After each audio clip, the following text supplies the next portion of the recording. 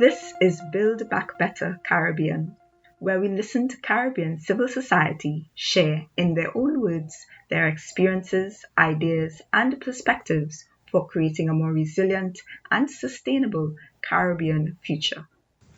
We believe that this long-term intervention is important. We are here for the long haul. We want to support North-East Tobago's sustainable development as long as possible, as long as we have the mandate from the communities and from our funders and have the spirit to do so. Today, we're talking with Aljoscha Wothke, Executive Director of the Environmental Research Institute Charlotteville in Tobago.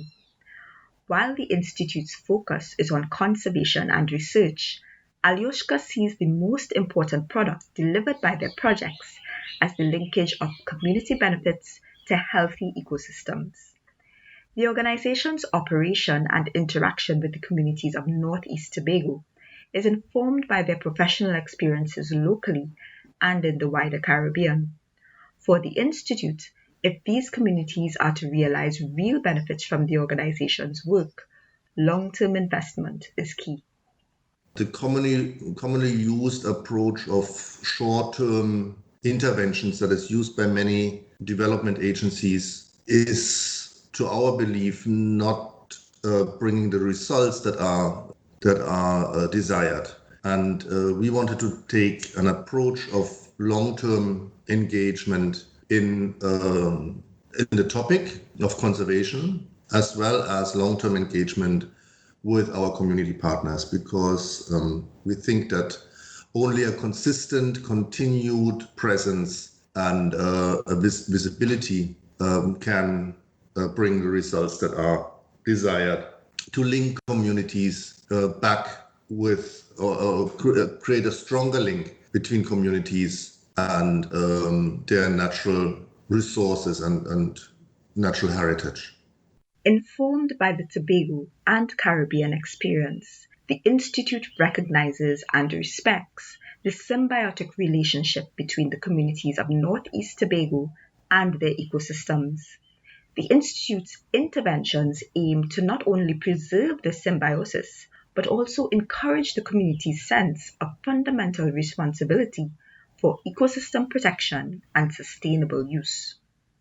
While ownership is something important and is also a common buzzword, I think what we have experienced and are clear on is there's a big difference between ownership and stewardship. And what we are really working on is stewardship, which includes ownership but goes beyond owning something, because owning something does not necessarily mean that you're taking care for it.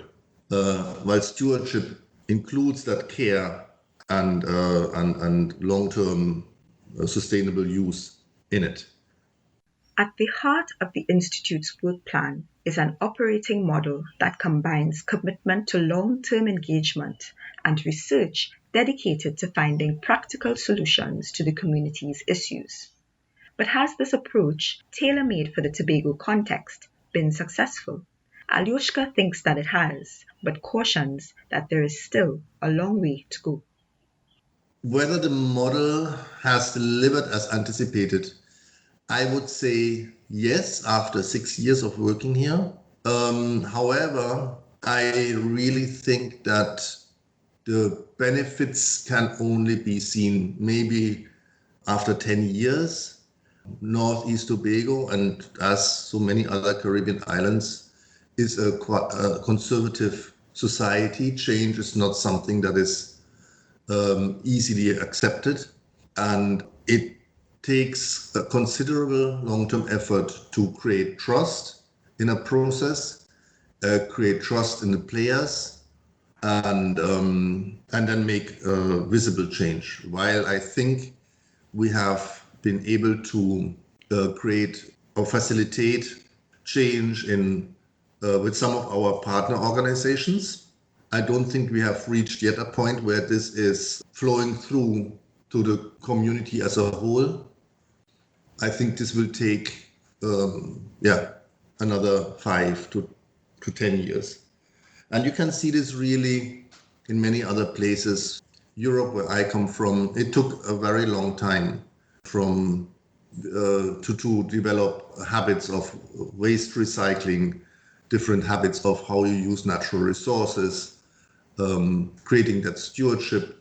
If you compare how people are behaving now compared to how people behaved in the 60s and 70s, where I grew up and was a young lad, there's tremendous change, but it took 20, 25 years to make that change and to really see it. For a social enterprise like the Environmental Research Institute Charlotteville, as for many others in the civil society sector, the COVID-19 story is one of uncertainty and adjustment to a changed operating landscape. In the midst of this, the Institute has leveraged an unexpected opportunity created by the pandemic and increased willingness by its high-level stakeholders to embrace the full potential of using conservation in North-East Tobago to boost the island's competitiveness as a tourist destination. There are certain aspects, especially for North-East Tobago, that are very conducive to create this kind of opportunity of being strongly competitive. One is that we have made significant strides towards improved conservation in North-East Tobago. Last year, November, October, the Main Ridge Forest Reserve, which is the oldest tropical rainforest tropical forest protected under Western law globally, has been declared the first national heritage site of Trinidad and Tobago.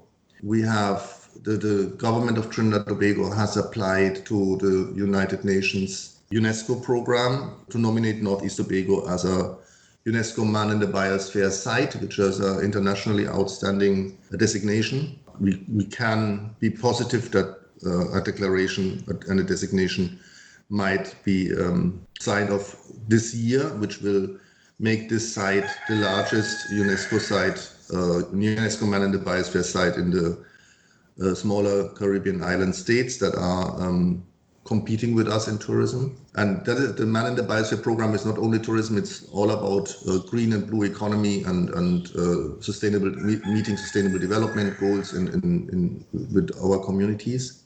While high-level stakeholders may be embracing this environmental tourism opportunity, many of the primary stakeholders within the communities of North-East Tobago are yet to be convinced. As stewards of the natural resources and environment, their buy-in is critical to avoid the pitfalls of going back to business as usual. According to Aljoscha, the responsibility for winning over these community groups lies with civil society. The civil society can use it as leverage on this higher decision-making level. I do not think that as yet, not directly related civil society like village councils or other fishermen groups or agricultural groups have identified this as an opportunity as yet. And I think it is the mandate and of the other NGOs, of us as well, to communicate this opportunity with those groups that use the natural resources directly and allow them to see that there are certain leverage points they can use in their discussion with the official managers of the natural resources. The Sustainable Development Goals, or SDGs, are available to all development stakeholders as a coordinating framework and resource toolkit. But perhaps what is even more important for the Environmental Research Institute Charlotteville and other environment NGOs in Tobago is the common ground the SDGs provide to focus civil society collaboration, moving them from discussion to action as they take on the pandemic challenge to deepen their impact and build back better. The two most active environmental NGOs in Tobago are Environment Tobago and us. And I think also the smaller organizations all look at the SDGs since quite a while as a tool to create focus and speak to and coordinate and align initiatives and actions.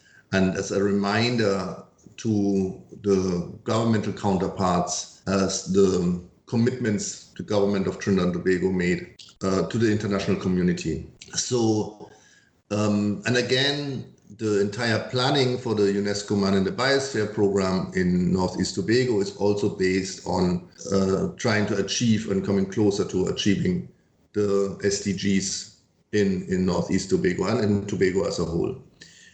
What we have seen in the past is that many initiatives have been not well coordinated. Working and thinking in silos did not assist in having a concerted effort towards sustainable development. And I think the SDGs, as well as the UNESCO program, will allow us to focus. And despite the fact that they're quite broad, but it still will allow us to focus and hopefully create initiatives that are supporting each other.